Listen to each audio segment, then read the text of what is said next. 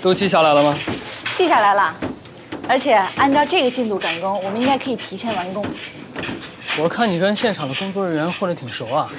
因为来的多嘛。我可没来过几次啊。我都是偷偷来的，而且有的时候周末我会来这待一会儿。来干什么？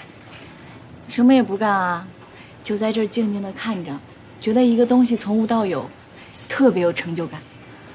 感慨这么多。这是我参与的第一个项目，而且中间有很多波折，我也很珍惜。这也算是我第一个起点。在这个项目中呢，我学习到了很多，我也成长了很多。这些机会都是你给我的。这都是你自己争取来的，即便你现在在其他的公司，你也会获得同样的成绩的。现在都不骂我了？看情况吧，如果在工作中犯错误，我同样会骂。知道了。走吧。今天不用加班吗？不用加班。那现在是下班时间，你不是我老板，那你是我男朋友了，对吗？怎么了？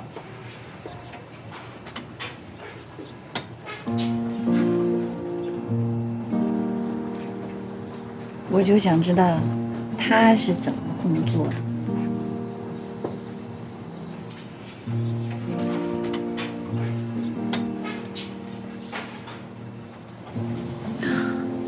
你不会马上要放电了吧？机械心脏的工作原理虽然不是跳动，但它会有一个虚拟的工作指数。如果它遇到了心跳加快的事情呢，它就会加速运转，心跳指数增高，虚拟指数也会增高，同时就会放电。那就是说，我只要一靠近你，你就会心动，心动了你就会放电。看情况吧。你刚刚靠近的时候，我不是没放电吗？如果发生一些比较刺激的事情，那我可能会放一点点电。那放电会对他有损伤吗？现在会对他有损伤，不过3个月后就没事了。哦，那就先忍耐3个月吧。这3个月里，不要被我刺激到。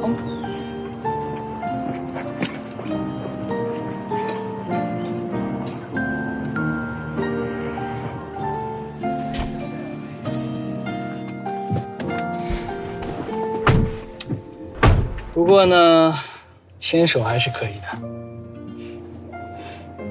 这双手我10年前也牵过，你之前那么孤僻，像冷血动物一样，想想就觉得很辛苦了。如果没有遇到你，我可能在拿完金安奖之后就结束自己的生活。不许，以后不许再说这样的话了。那是遇到你之前的想法。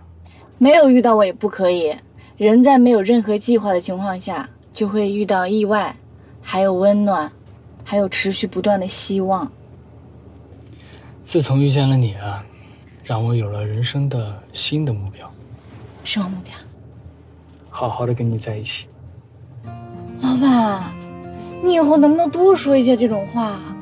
这种话在你嘴里说出来怎么那么好听？你喜欢听啊？当然啊。你不觉得很土味吗？配上你这张脸，再土味也是受用的。那你准备奖励我点什么？奖励你，请我吃大餐怎么样？出发！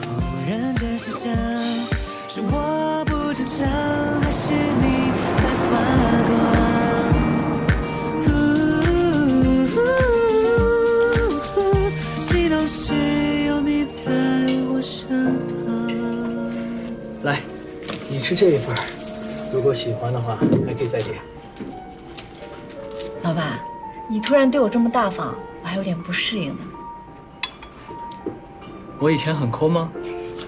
以前是老板嘛，出去吃饭都不好意思多点菜。自己开心就好，不用在意别人的看法。这句话，我爸也说过。是吗？嗯。小时候呢，我爸就特别喜欢跟我妈庆祝生日，我每年也特别期待我妈的生日。这样我们一家人就可以去西餐厅吃饭。还有弹钢琴的，当时我就觉得啊，会弹钢琴的人真好看，真有气质，我还想过去学呢。后来呢？为什么没学啊？后来想了想，我这双手啊，只适合搬砖。你这双手还适合牵我。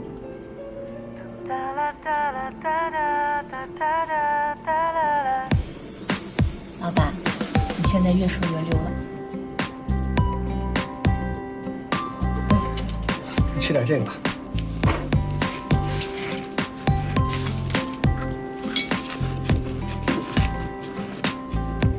虽然你10年没有谈恋爱了，但是你说情话还是很老练的。最近我在网上搜了一些攻略。那你总不问问你身边的情圣徐总呢？他靠谱吗？就他。也是。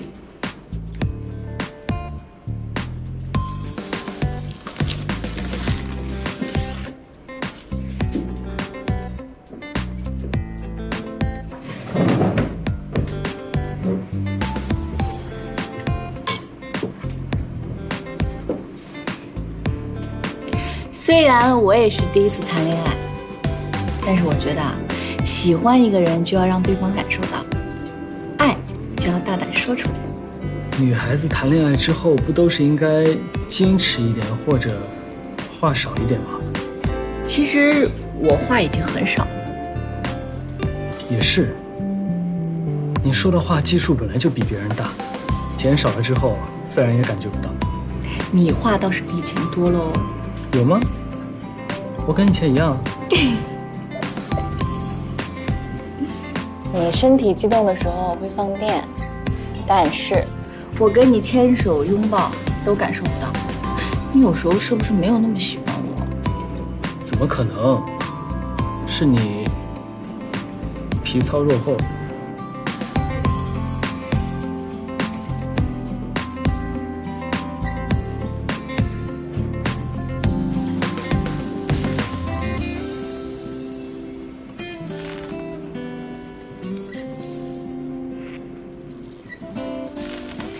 我感受到了，你是喜欢我的。我发现你现在真的越来越过分了。人就要大胆尝试啊。不过啊，你还是要控制好你对我的情绪，不然身体总放电会对心脏不好吧？过度放电确实会有身体不舒服的时候。另外，我还要给心脏充电。如果我心脏没电，会有20%的备用电量自动启动，就跟手机没电了差不多吧。听起来很厉害。那你身体里那个家伙是全球唯一的机械心脏吗？也会有人用，但不多，毕竟不完善。不到了迫不得已的情况下，一般都不会用，而且还有副作用。你说，谁能控制住自己的情绪呢？